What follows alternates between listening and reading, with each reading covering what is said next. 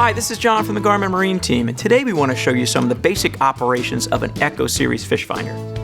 Garmin designed the Echo Series with fishermen in mind. From the incredibly sensitive receiver that can pick up even the smallest return to the big, bold, and bright displays, these units are built to perform. You'll appreciate the intuitive menus that help you navigate the Echo Series functions easily, even if you've been away from the boat for a few months. So let's take a closer look at the basic Echo Series fish finder menu options and show you some tips on how to operate the units.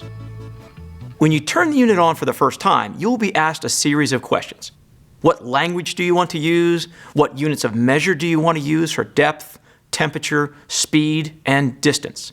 You can always change these later on if you want. Finally, you'll be asked if you want an alarm to sound if you get into shallow water. Once you make your choices, the unit will start displaying the sonar readout. Now, to orient everyone, this is the water column right underneath you. Your boat will be located on the surface here, and the bottom of the sea floor is here. The data all the way to the right is showing information about what is under the boat right now, while the image to the left shows older data that is behind the boat. The solid line here is the return from the bottom. The strongest return shows up in yellow, while any weaker returns would show up as blues or reds. Structure like rocks or wrecks will typically show up as a nice strong return in yellow. The numbers on the right show the sonar range. In this case, we are showing the water column from 0 to 40 feet with a bottom at about 30. Fish can be located anywhere in the water column and will vary in the strength of their return signal. You may see fish targets holding right above the bottom, or near structure, or suspended in the middle of the water column looking for conditions they like. Fish normally give a strong return thanks to their internal air bladders and are often recognizable by these arch shapes. Okay, so now that we know what we're looking at on the screen, let's take a closer look at how to operate the Echo Series units. This is the power button, of course. You use this button to turn the unit on. But did you know it also controls the brightness of the display? If you tap the power button once, you will see the backlight level.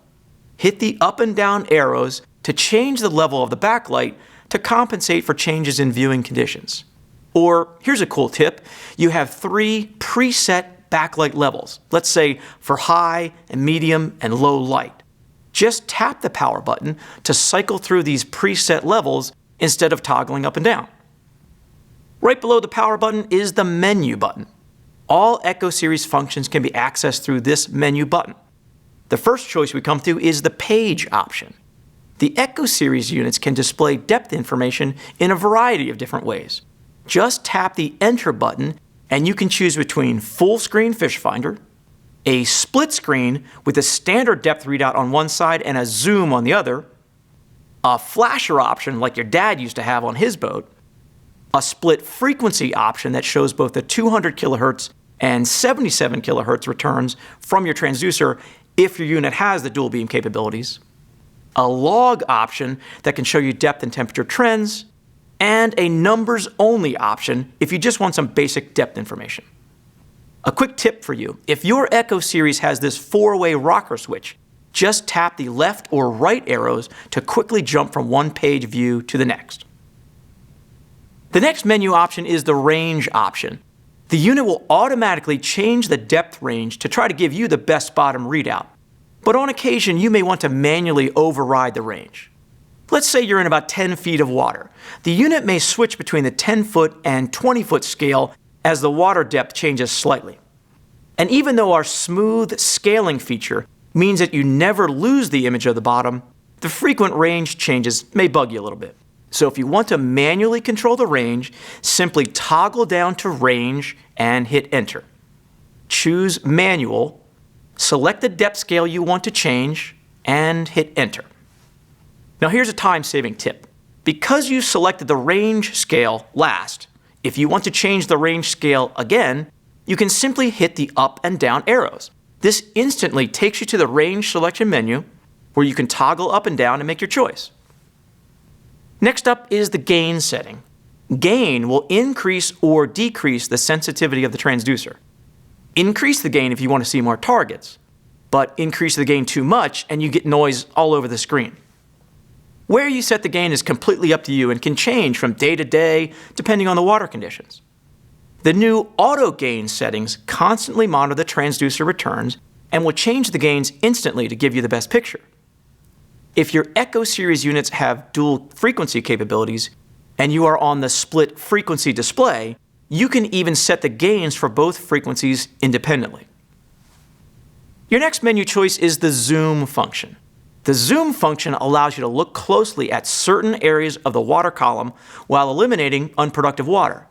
You can either choose a full screen zoom or a split screen zoom, with normal view on one side and the zoom on the other. You can also choose to have the Echo unit auto-select the best zoom picture for you, or you can manually select the zoom span and depth by toggling down to manual, making your changes to the span and depth settings, and selecting Done. The depth line option in the menu can be very useful.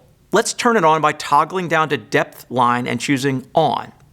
You can see we have superimposed a line on your depth screen with a readout of the depth on the right. This can be very useful if you're trolling or jigging and want to know at exactly what depth the fish are holding. And here's a useful and just plain cool feature, the pause and rewind option. The Echo units will store several screens worth of data in their memory and will allow you to review the screens to gather more information. Let's say you're using your Echo Series unit to scout for structure or ledges where fish may congregate, and you have to turn away from your display. When you come back, you can pause your sonar and even rewind the display to see what you missed. So now you should feel more comfortable with adjusting the basic settings on your Echo Series displays to customize the view to your liking. If you have any more questions about your Echo Series fish finders, go to garmin.com/marine or ask any one of our authorized installing dealers. Thanks for watching, and we'll see you on the water.